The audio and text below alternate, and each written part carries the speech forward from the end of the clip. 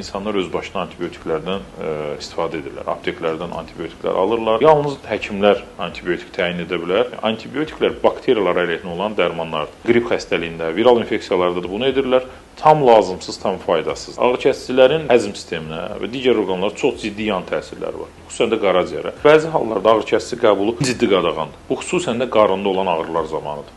Çünki qəbul olunmuş ağrıkəsici, öz başına qəbul olunmuş, qarında olan ağrıları bloklaya bilər və xəstənin klinikasını poza bilər. Əsəd Beydullayev deyir ki, belə dərmanların yan təsirləri çox olur. Məsələn, qardaş Türkiyə dövlətində artıq bu qadağalar qoyulub.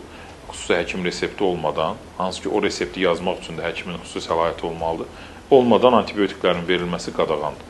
Bizim dövlətdə hələ ki yoxdur. Ümid edirəm ki, zamanla olacaq. O olmadığına görə də bəzi bu işdə maraqlı olan aptek işçiləri və yaxud da bəzi savadsız xəstələr hansı ki bu işdə öz bilgiləri, qonşu məsləhətini əldə əsas tutaraq istifadə edirlər və ciddi də fəsadlar ola bilir.